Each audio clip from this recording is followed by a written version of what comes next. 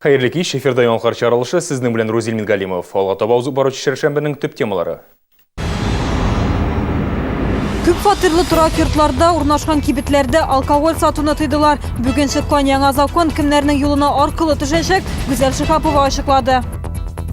Көтө-көтө ары біткеннәр. Сидоровка бистәсендә яшәүчеләр 6-нчы маршрут газельләренең сирәк булуыннан зарлана. Төньяк балкышын күрү бәхете елмайды. Шәһәрдәшебез сирәк очрый торган күренешне фотоаппарат объективына төшергән.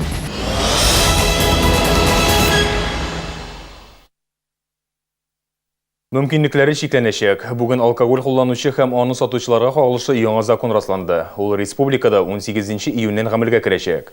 Кичке 10-нан иртәнге 10-га кадәр спиртлы эчемлекләр сату тыела дигән пункт үзгәрешсез калды. Ә менә күп фатирлы торак йортларда урнашкан кибетләрдә алкоголь сату тулысы белән тыелачак. Тулырак Гүзәл Шихапова сюжетында.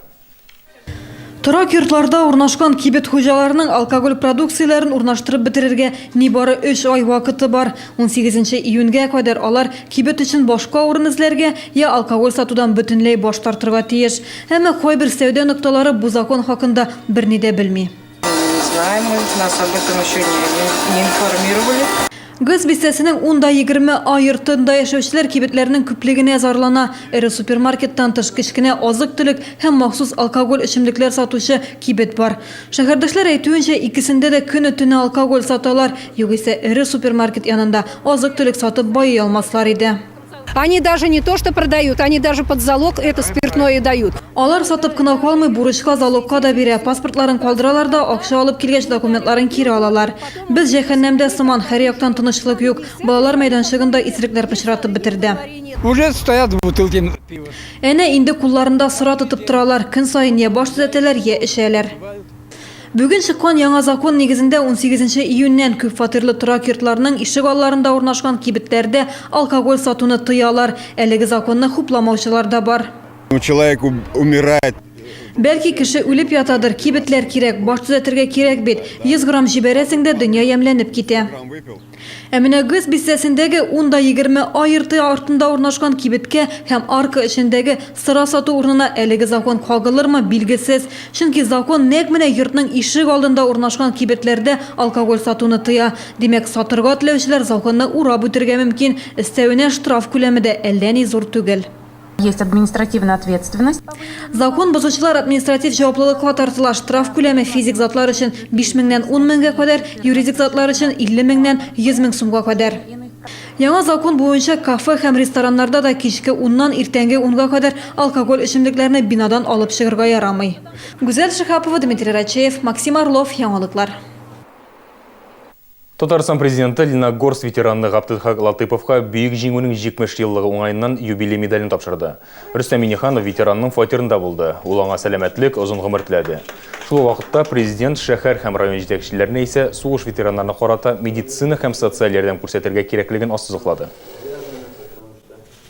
Киләсе сюжетыбызның геройы әле күптән түгел шулай ук президент кулыннан юбилей медален алды. Геройыбыз сугыш ветераны, шәһәрдәшебез Мустафа Хайбуллов. Яшьлек барлык сугыш афәтләрендә күргән, 3-нче Беларусь фронтында фашист армиясына каршы көрәшкән. Сугыш елларын аңа хәзер медальләргә күмелгән костюмы һәм сугышта алынган яралары хәтерләтә. Госпитальдә аны дәвалаган Шәфкать Тукташына Мустафага бүген дә рәхмәтле.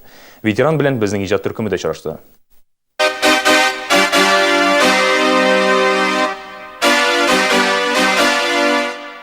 Курсанда обязанность выполнять надо. Вот. Ты боишься, а все равно идешь туда. Вот и все. Кызыл армия солдаты Хайбулов Мустафага фронтка киткәндә 17 яшь була. Сугыш хатирәләрен яңартканда Мустафа бабай киредән яшьлегенә кайта. Куркырга, уйланып торырга вакыт булмады, һаман алга, дошманга каршы атладык ди ул. Я ветеран 33-й армии. Дистәдән артык күкрәк билгеләре арасында 33-нче армия медале иң кадерлесе. Мустафа Хайбулов 3-нче Беларусь фронтының 157-нче дивизиясендә хезмәт итә. 3-нче Беларусь фронты 1944 елның 24 октябрендә оеша. Аның составына күп кенә армияләр кергән. Әлеге фронт солдатлары Витебск, Орша, Борисов, Минск һәм башка шәһәрләрне азат итә. Көнчыгыш Пруссия бәрелешләрендә катнаша. Ракеты ебәрәләр, без ятабыз. Ракеты шуннан дальше вперед. Менә шулай итеп барып җиттек. Нигә? оборонаға бізге енді победа керек, бізге өзіміздің жаққа шығара керек. Шулай етіп, ертеңге яқтырып келген уақытта біз өзіміздің жаққа шықтық. Мустафа Хайбулов Германияга кадәр барып җитә алмый.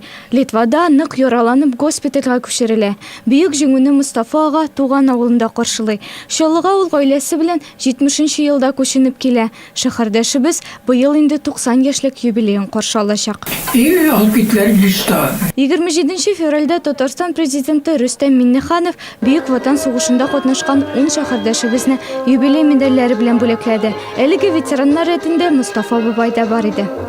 Ойгөл Яносова, Максим Орлов, яңалыклар. Сидоровка бистәсендә урнашкан СПТУ тукталышына нибары бер генә маршрут йөри. Шуңа да бирдә яшәүчеләргә газельләрне озак көтәргә туры килә. Шол ТВ телекомпаниясенең ВКонтакте төркемендә без пассажир транспорты сыйфаты буенча сораштыру үткәргән идек. Җавап бирүчеләрнең дә күбесе 6нчы маршрутның сирәк йөрүен искәртте. Җәмәгать транспортында күбрәк олы яшьтәгеләр йөри. Хезмәт күрсәтүче эшмәкәр исә бөтенләй бу маршруттан баш тартырга тели. Әйтүенчә, әлеге маршрут керемле түгел, өстәвенә транспортны яңарту мөмкинлекләре юк.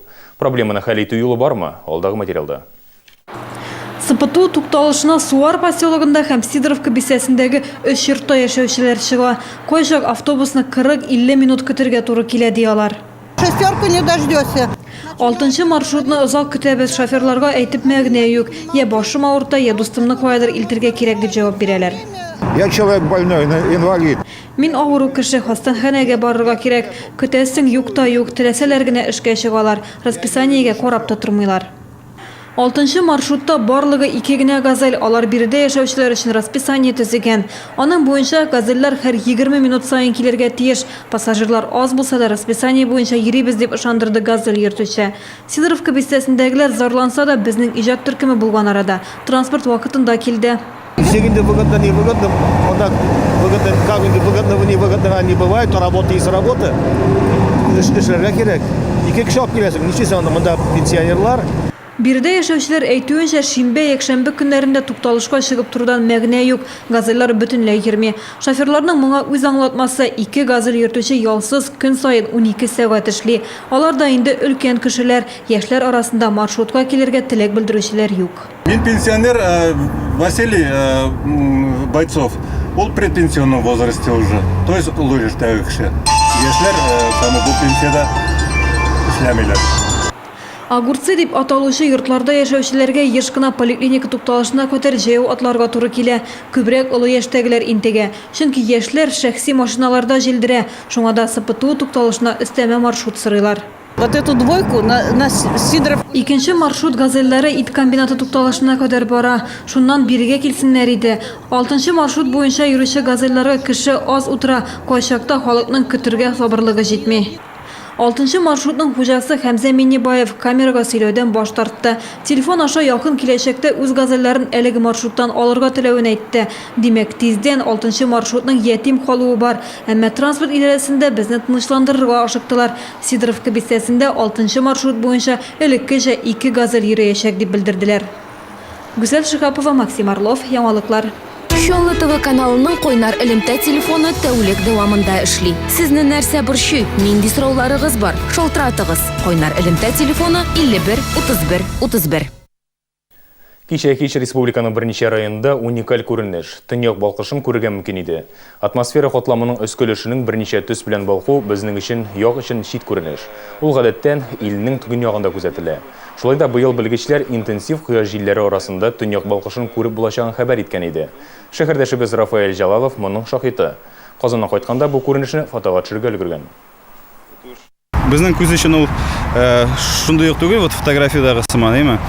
Ул булут сыман, булутка ошаган, әзгенә, әзрәк ошаган булутка, ул жактырта һәм уйнап тора инде.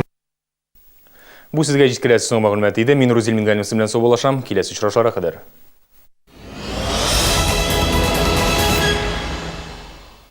Своевременная оплата жилищно-коммунальных услуг – это оперативное выполнение заявок в подрядной организации, вовремя проведенный текущий и капитальный ремонт, предоставление водоснабжения, электроэнергии и тепла без задержек и вовремя выполненные работы по благоустройству. И, наконец, это выезд за границу без проблем. Управляющая компания электротехников призывает оплачивать жилищно-коммунальные счета вовремя и авансом. Заплатите и спите спокойно. Однажды к принцессе пришла фея. Мама, а где моя фея? При первых признаках простуды воспользуйтесь аппаратом «Фея» Елатомского приборного завода.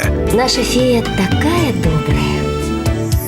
Внимание! Приобретайте фею по выгодным ценам до 31 марта в аптеках Милфарм и Ихлас. Abdülfet Sakin 2, 3, 4 aprel Yorshallı 6 aprel Tüben Kama 12+. Концертлар күп, кайсысына барырга, кемне тыңларга, күңел киңәш итә. Хәниягә! Күркәм юбилей уңайыннан Татарстанның халык артисты Хәния Фәрхи үткәннәрдән киләчәккә җырлап бара. 26 Менделеевск, 27 Түбән Кама, 28-29 Чаллы шәһәренең Сарасадык исемендәге концертлар залында. Телерадиокомпания «Челны ТВ», театр моды «Арт Каприз» представляют финал городского конкурса красоты «Супер Леди Шоу 2015». Не пропусти! Уже сейчас голосуй и выбирай «Леди интернет-симпатий» на сайте tvchelny.ru.